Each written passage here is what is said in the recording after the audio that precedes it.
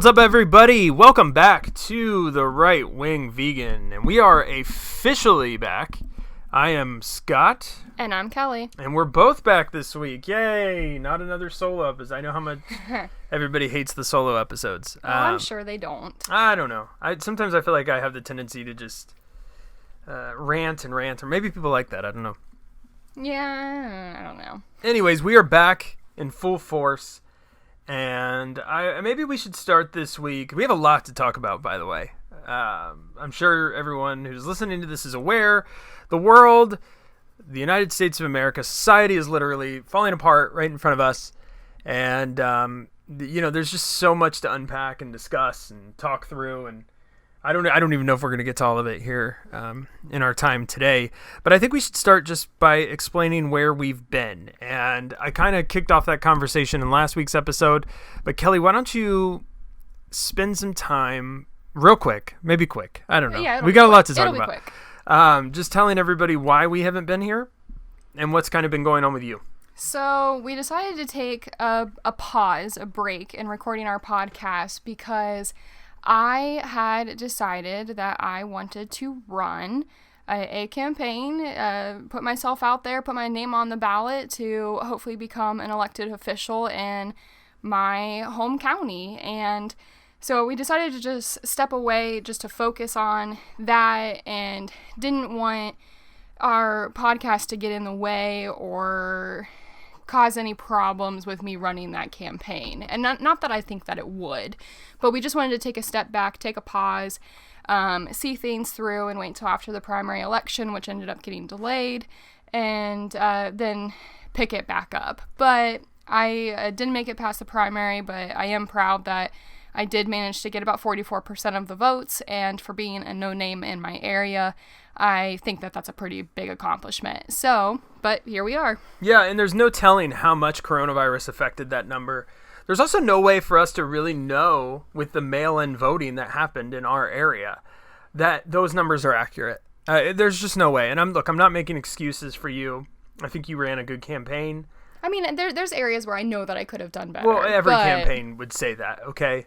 But, and everybody was telling us, you got this, and maybe that's just something that people say. But I just think that ultimately there's no telling what some of these changes meant for our race. Absolutely, because I've heard from many different people that they don't trust the mail-in system. They don't trust the validity of it. They don't trust that their vote is always going to be counted because it's subject to the person opening the mail and entering in the information to accurately enter that into the voting system. So if somebody doesn't want to enter your name in, then, your vote doesn't count.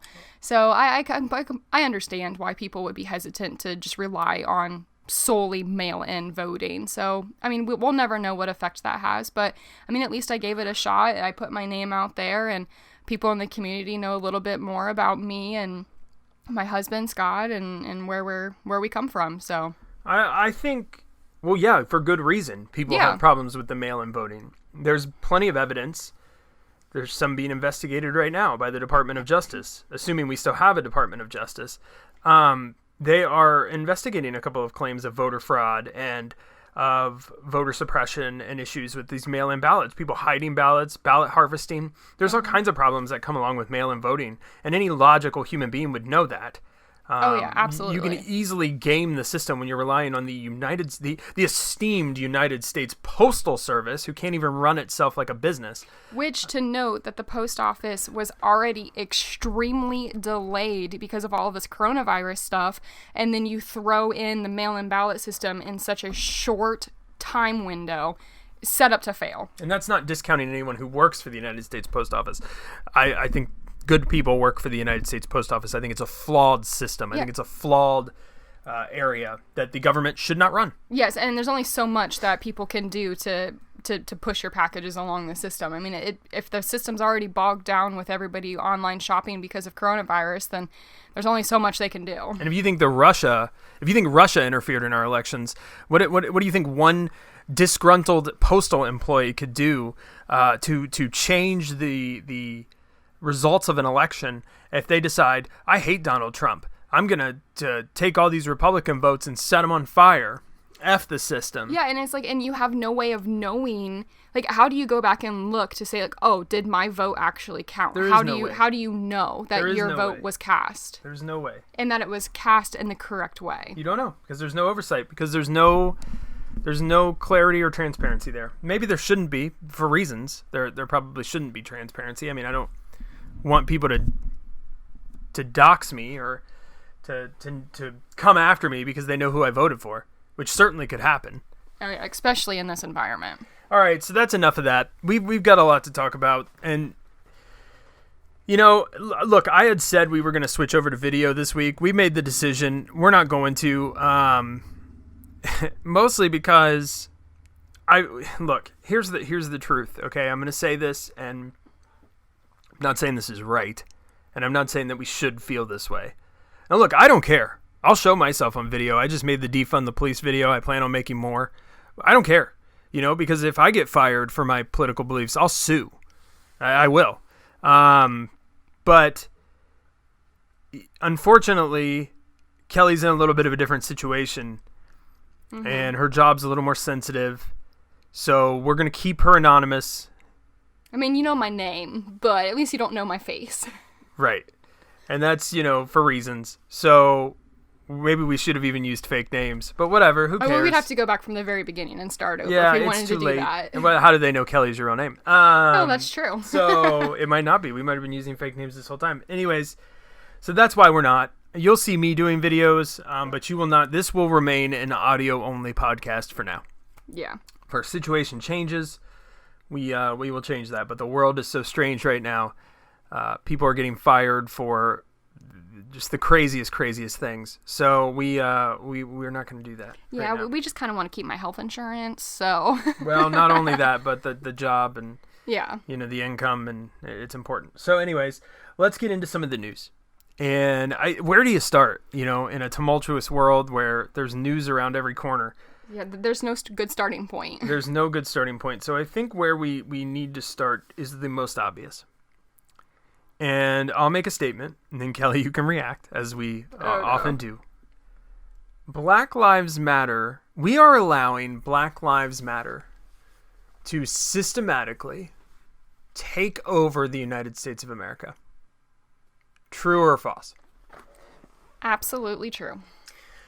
And I don't know why. I think it's because we're afraid to be called a racist. I think that's why. But we are. And there's so much evidence of this. There's so much evidence that this is happening. This is not just a slogan.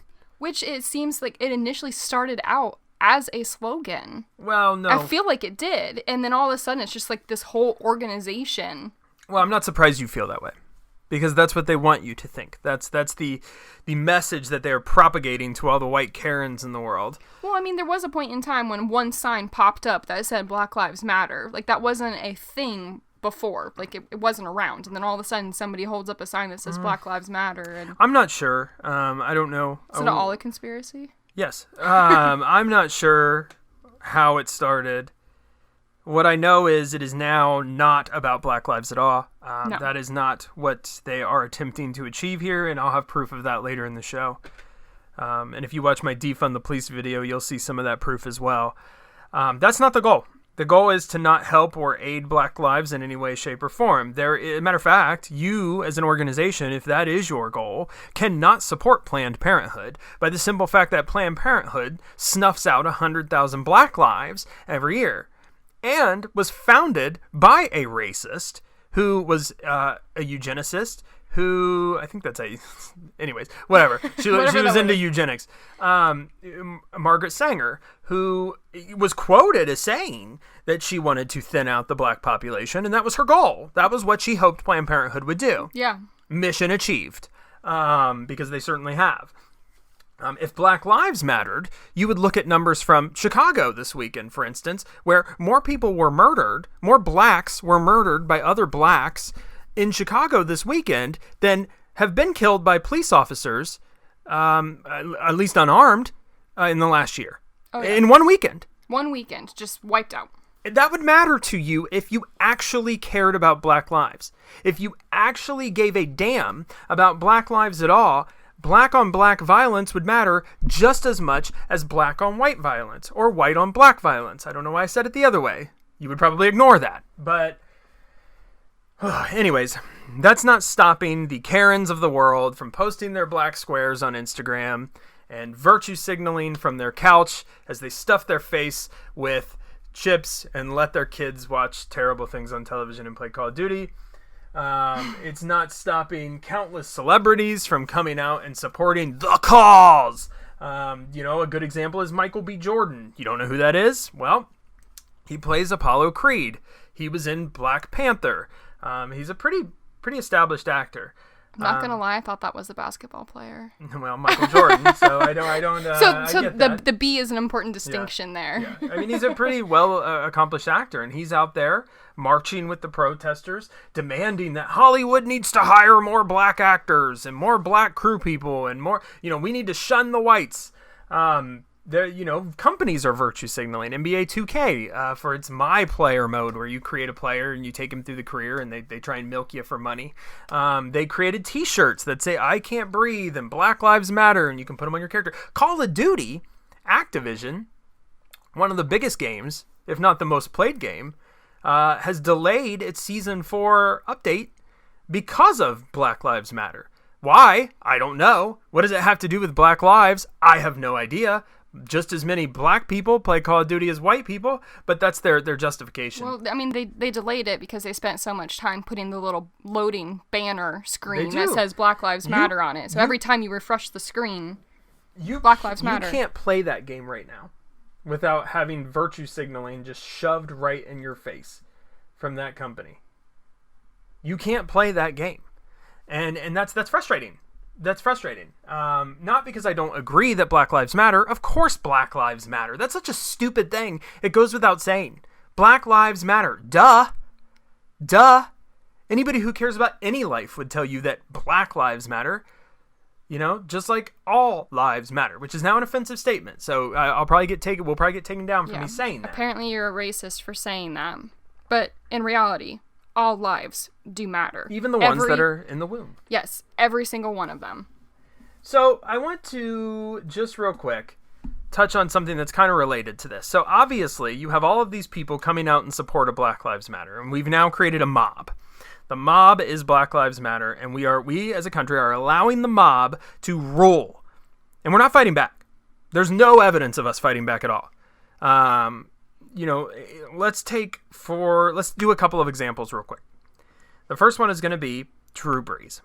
So Drew Brees issued a statement. I'm not going to pull up the statement. I'm not going to read the statement verbatim. But what I will say is he kind of came out with a statement saying, look, I'm not going to ever say that kneeling during the national anthem is okay, because I want to respect the flag, because I have family members that are military folks, and I know what that means. I know what the flag stands for. And his belief was that if you kneel, you are disrespecting the flag and the servicemen. That's what he said. Yeah. I mean, when was the statement made? A few days ago. Oh, Last week, I think. And that's an appropriate statement. Yeah, it is. It's also his opinion, which, by the way, he is entitled to by the First Amendment. He's allowed to say that. There's nothing wrong with what he said. By the way, there's nothing racist with what he said. No. However, the mob came for Drew Brees. They came for him. They were tearing him apart. Other players in the NFL were coming for him. LeBron James, King James from upon high, this jackass, comes down, and this guy who wants you to believe that there's systemic racism in a country that allows him to be a millionaire, a multi-millionaire, and to have a huge platform where he can speak his garbage and allow, a bunch of thoughtless youths to consume that garbage that comes out of his mouth. He comes out, criticizes Drew Brees. What does Drew Brees do?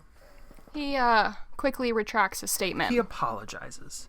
I'm sorry for the truth. I'm sorry that I said something that is true. Something I believe. I apologize. How dare I? Yeah, you're apologizing for your opinion. I don't understand that. Like, if it's your opinion, you're allowed to have an opinion on anything. You can have an opinion on whether you think the sky is blue and why it is or why it isn't. That's your opinion. Well, in 2020, that's false. That is false. Yeah. There's only one opinion you are allowed to have, and that is that the mob is correct, I am wrong, I am subservient, I will kneel. And that's what Drew Brees did.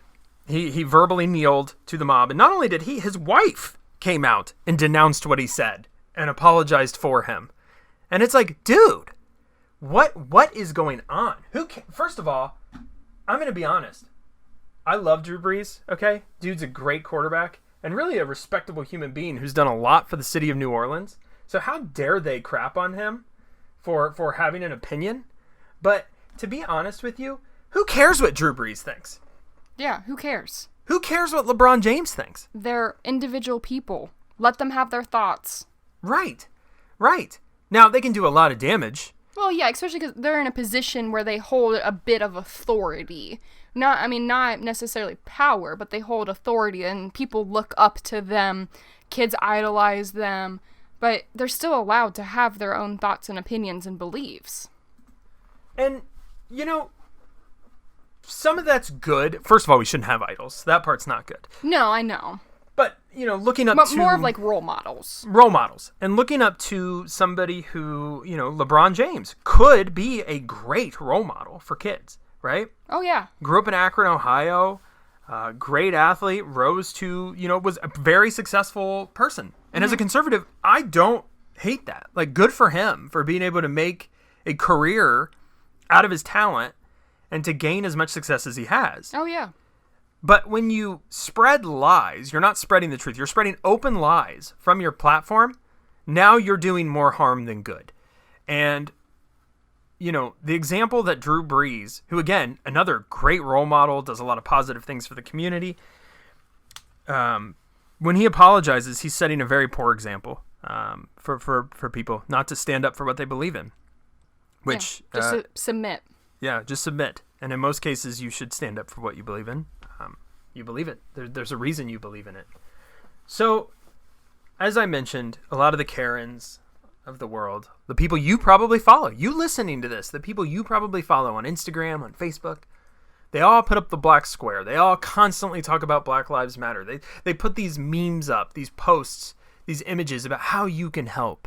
And here's the true definition of systemic racism, as if they have any idea what any of that means. You know what? Next time one of your Karen friends posts that, just send them a quick message or comment under it.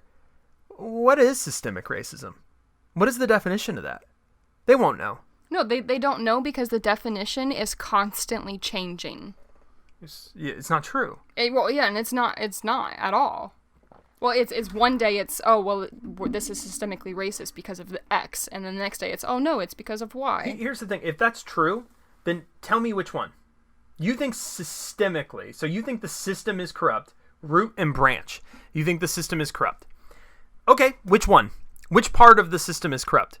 Point me to an example of a system in the United States of America that is racist. Find one. Yeah. Ask them that. Ask your Karen friends hey, which system are you talking about? Yeah, because there's a lot of systems. Are you talking about, capitalism? Are you talking about education? Or the criminal justice system? Well, that one. Which, I'm just kidding. Which system is fundamentally racist? Because when they tell you that, you'll be able to find statistics that prove them wrong, because there is none. If there is one, we should all rally up against that system. We should all agree that we need to change. We should need to make changes. We all agree that law enforcement needs some sort of reform. Everyone in the world agrees with that now. We see the issues.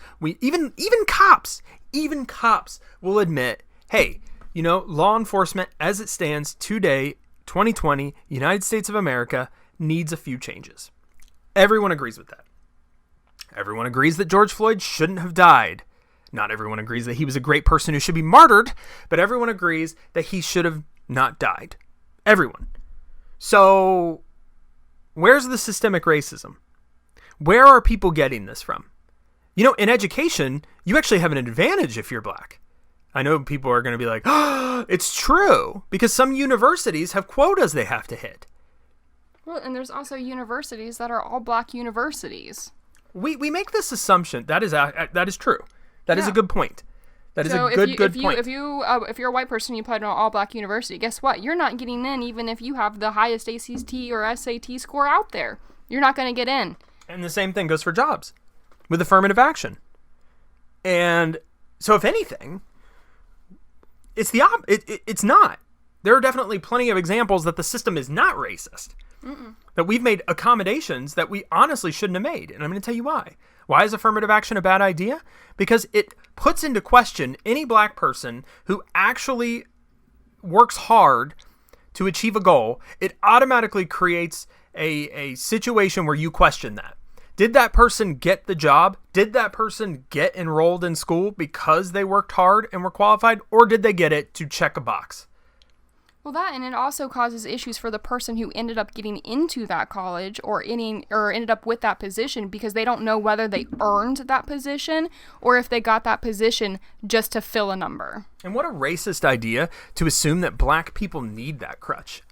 Yeah. As a matter of fact, affirmative action just from the get is racist. Yeah, it is. It's racist to assume that you are dumber than I am because you're black. It's racist to assume that you need a hand because you're black. That means if I feel that way, so to tell your Karens this, if I feel like black people need my white help because I'm, obviously better, I'm white, so, I should give them a hand, because they're lesser than me. That's what that means. That means they're down on the ground. Yeah.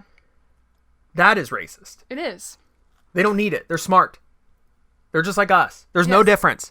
There is no difference outside of the pigment. That's it. That's the difference. The difference between me and Candace Owens is nothing except we have different pigments of skin. That's it. That's it. We have the same values, a lot of the same morals. I don't know what her background is. That's all it is. And what's funny is a lot of these black people who are out there protesting, I probably have more in common with them than 99% of the white people I know. Probably. Seriously. Like, we probably share a lot of the same values and morals.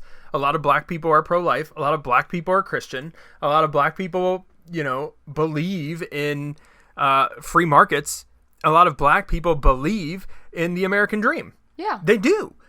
And I think that I have a lot more in common with them. The people who are like legitimately protesting, who see this and are out there because they do want some change in the police. So I may have a lot more in common with them than I do even 99% of the white people I know. And that's just a fact. So anyways, I want to say this real quick because I want to touch on the Black Lives Matter movement. I want people to understand what you're supporting when you put that black square on your Instagram.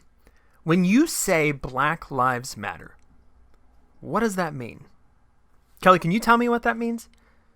I don't think anyone really knows. Well, I'm going to tell you because I've got the list right here. There's a list of their demands. Okay. So this is what Black Lives Matter stands for. So when you're Karens, I call them Karens. That's what we call, people who have no right to get involved in things they get involved with. When they post this, I want you to, let me pull it up here. Okay, come on. Oh, here it is. Here is this is from Black Lives Matter. This is from them. So let's look at their demands for black. Okay, first of all, let's start at the top. There's a policy number up there. Policy.M4BL. Yeah, I don't know what any of that means. Okay, anyways, I'm getting yelled at on Twitter, which is great. You should follow us on Twitter. It's @VeganWing. I've been very active lately, and I've been arguing with a lot of people. It's beautiful. Okay, here's the first thing I want to note. You guys can't see this, but I have tweeted this, so you can find it on there. Policy demands for black power. That's literally what the first... Policy demands for black power. Okay, hold on, time out. Let's take a pause, take a breath. Black power. Does that sound racist? What if I created a document, and at the top, I put policy demands for white power? What does that mean? What are the optics of that? That's really bad. Matter of fact, when I say white power, what do you think of? The KKK. Exactly. I immediately think of the KKK, and then I think that somebody's going to come and burn down our house. Policy demands for black power. And they would burn down our house, by the way. Oh, yeah. To speak frankly, I have a black stepdad. My brother is half black. Kelly has black people in her family. So the KKK would burn a cross in front of our yard because we love black people and white people and all people. So there's that. Anyways, so that's first. Okay, here's the start. In the war on black people, in case you guys didn't know, there's a war on black people apparently. Now you're asking, where's this? I don't know. You tell me. Can you find it? Because I don't see the military marching down our street right now. So since this country's inception, there have been named and unnamed wars on our communities. Okay, that's whatever.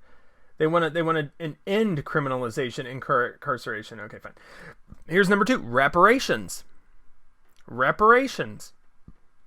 They want reparations for past harms. They want you to confess to the sins of the past, which is a sin in and of itself, by the way, and pay them money. They want money. That's what that means. Divest and invest. They want us to divest in white businesses. Oh, here you go. Fossil fuels. What? They want us to defund the police. We've talked about that. That's what I did that video on. You think that's a good idea? You think that's going to help black inner city lives? Divestment from fossil fuels. Yeah, divest. That's take your money out. Oh. What? This doesn't make any sense. Invest is put money in. Well, I know that. Yeah. I know what invest and divest is. Economic justice. What does that mean? The hell is that? Community control. They want the mob to be in control of everything. And political power. They demand political power. They demand it. They demand independent black political power and black self-determination in all areas of society. Yeah, tell me that. They're demanding power. What does that sound like? When somebody's demanding power, what does that sound like? I don't know. I don't really give in to demands. Does that sound friendly? No. It sounds very angry. Interesting. Very interesting. Anyways, defunding the police is the big one. But the funny thing is, when you read that, if you go to the Black Lives Matter website, I encourage you to do that. If you put that black screen on your Instagram, you better go to their website and see what you're defending. They mention the name Comrade a lot. Comrade?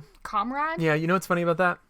That's what communists call each other. That's what socialists call each other. Is it comrades. really? Yeah, absolutely. You've never heard that term, comrade? I've heard comrade, Yeah, but sure. like meaning my friend. Yeah, but not that's also in a... that's a term that is widely used by socialists and communists to mean other people who believe in their cause. If you ever hear me say that, just hit me. Yep. Like, no. So that's on their website a lot. Also, there is a the Communist Party of the United States of America. If you go to their website, which gosh, good luck, they have a full page on Black Lives Matter. And that really gets to the root of what this is. And I should have transitioned into defund the police, but I didn't. This is all bullcrap. This isn't about black lives. No, it's not. You know, we're blaming a lot of the destruction that you see in these riots and this looting on Antifa. But I think that's kind of wrong. And I don't think conservatives... Antifa needs to be held accountable for their terrible actions. But we also need to hold the Black Lives Matter movement accountable for their past violent actions as well. Yeah. Also, Antifa and Black Lives Matter, two sides of the same coin. Yeah, they're one and the same. This isn't about black lives. That's a front. That's a nice phrase that they can name this Black Lives Matter, and then you can't speak out against it because if you do, you don't support black lives. But the reality is this is a push for socialism. You don't believe me? Well, look at what some of the rioters and looters have been spray painting. Eat the rich. What the hell does that have to do with black people? Eat the rich? Yeah, because it's not like there can't be rich black people.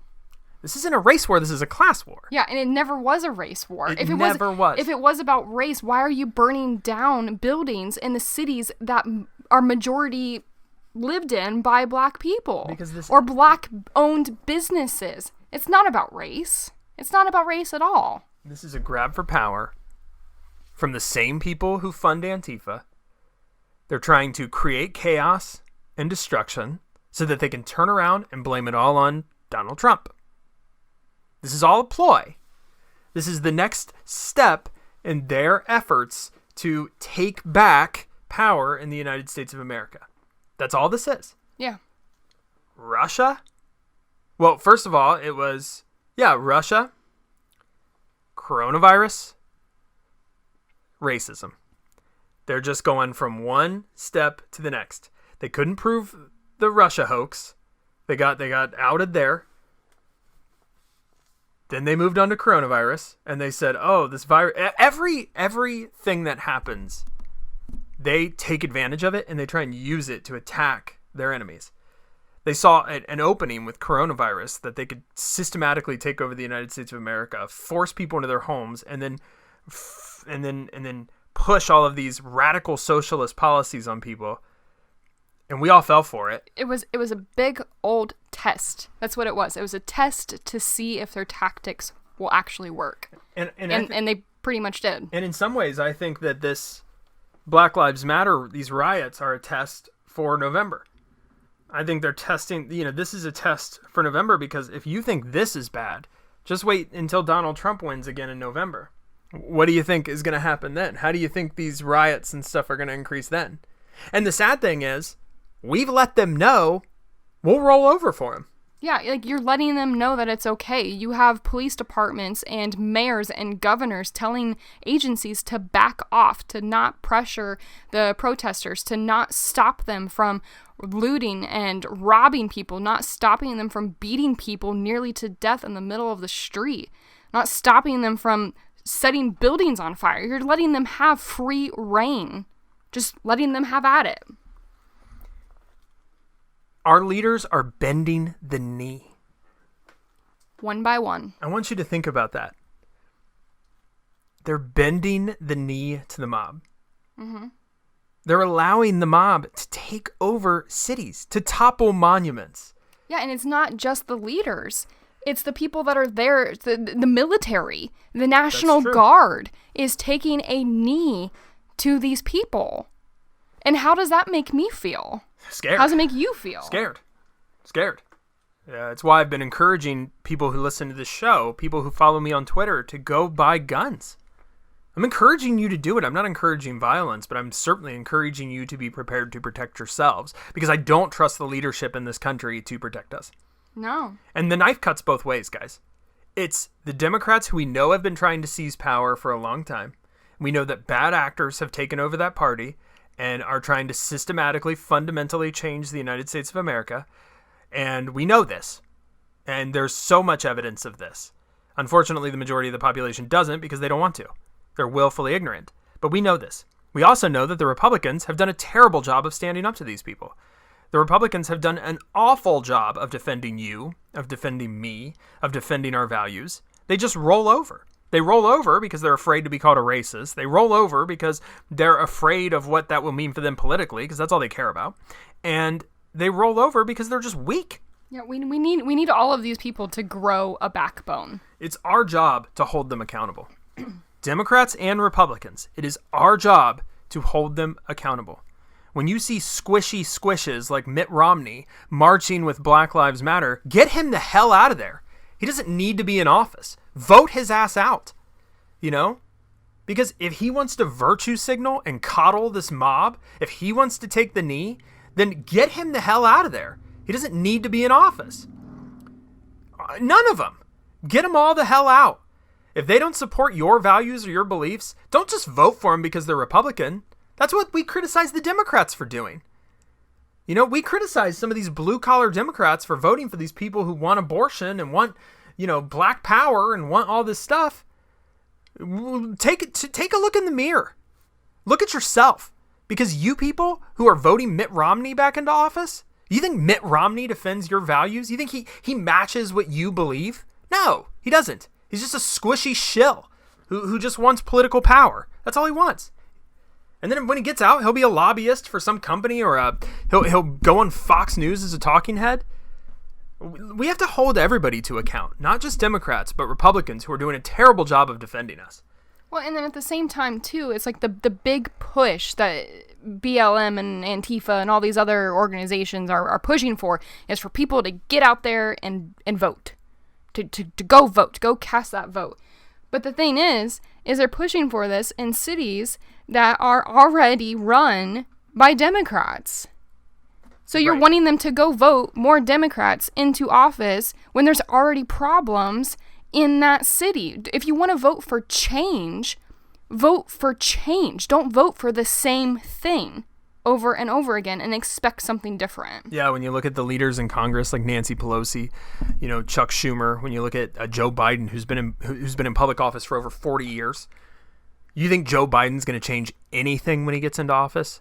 You think he's going to do a damn thing? He probably won't even remember that he's at the White House if that's where he's at. I'll tell you one thing Joe Biden will do for sure, and that's enact any policies that benefit him or his family. Don't believe me? Look at his history. Oh, yeah. And he's done it before. Everything he has backed has benefited his sons or himself or any other family member. Just look. Just go look. You'll find the information. Every act that he's backed, everything he's been involved in has in some way, shape, or form benefited his relatives. You know who else has done that? Elizabeth Warren. Look at everything that she's backed and pushed. It's benefited her family. People she knows. They're all just cronies for lobbyists, and we all know this. But, you know, it is what it is. I want to pivot. I want to pivot to coronavirus because you have to. You just. Wait, what's coronavirus again? Oh, yeah, I know. We forget so easily. Yeah, it seems like a thing that happened like 6 years ago at this point. Well, you know, it's still there, supposedly. And, boy, they really... You know, let me just... I tend to go on these rants, but let me just paint a picture for you real quick, okay? They took your job. Many of you, they took your job. They did. And then they put you on government programs. And they kept you inside. And they said, you can't go to church. You can't worship. So they took your religion. And then when you tried to speak out against it, you went on Facebook and you tried to organize. You tried to protest. They called you a murderer. They said, these are terrible people you're protesting. You're going to go out in public with your friends, with people you know, with other people whose jobs they stole, and protest? How dare you, you murderer? Think about grandma. In some cases, they arrested you. Oh, yeah, they did, depending on what state you're in. There's one person who got arrested for planning a protest on Facebook. Yeah, not even actually going, just planning. So just think about this. You want to get angry? Think about this. They did that to you. And then, the same people who said that you need to think about grandma when you go out and protest, these nurses who are heroes, these same people support Black Lives Matter protests. It's bigoted not to protest. They wrote a letter. 1,000 health professionals signed this letter. And in the letter is the most condescending, ridiculous text I've ever seen. Where they basically say, and I can pull it up and read it verbatim, but they basically say, yeah, you should go protest civil rights. But we don't. But what I mean by that is that's okay. But you can't protest stay-at-home orders. Because civil rights is a bigger threat. Racism in this country is a bigger threat than coronavirus. Really? How many people has racism killed last year? Coronavirus has killed over 100,000 in this country. Over 200,000 worldwide. How many people has racism killed in this country last year? No, I don't know. I could probably count on two hands. It's definitely not 200,000. No, not in this country. If it was 200,000, we would have a problem. Sure. And what a bunch of ridiculous bullcrap from these health professionals. Well, you can protest when we agree with your cause. That's okay, and we'll support you.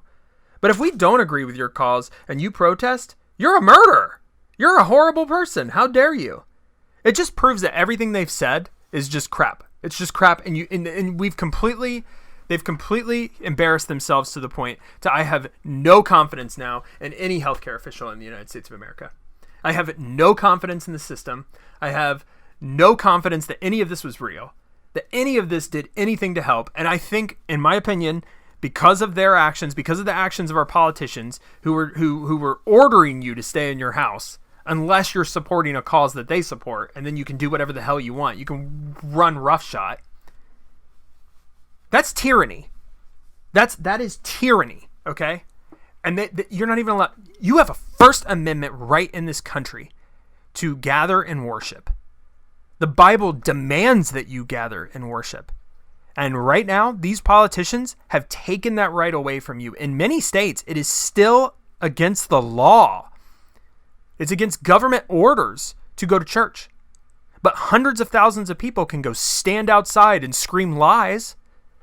You should be angry about this. Yeah, I saw this this post going around earlier this week, and this was the new updated information from the governor. I can't remember what state it was, but it said that you can't have a party of more than 10 people, but you can have a protest of up to 200 people. And this was the actual orders sent out by that governor. Okay, you can't just gather. You can't just have a party at your house. You can't have more than 10 people over for a birthday party or a cookout or anything like that. But go ahead and go and be in a crowd of 200 people where you don't know who these people are. You don't know who you're standing with, who's touching you, who's close to you, who's breathing in your air, in your space. But if you have a party and you know all of your family is coming over and you've got more than 10 people, you can get fined for that. Makes no sense. Everyone listening to this knows that doesn't make sense, right? Your job is to convince your friends and your family that it doesn't make sense. That's your job. We have to wake people up, man. Because if we don't, we're going to lose. And what's going to happen if we lose? Well, you're seeing examples of that in Seattle. You're seeing examples of that in Washington, D.C., where they paint defund the police on the streets. And the mayor says, that's fine. That's fine. She makes the national... whatever. Anyways, here's the thing. The definition of tyranny: cruel and oppressive government or rule. You think that's going on? Our government has seized your business. They've disavowed your religious practices. They've limited your speech.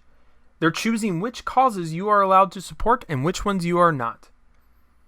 Now, they want to defund your police and control your right to protect yourselves by taking away the Second Amendment.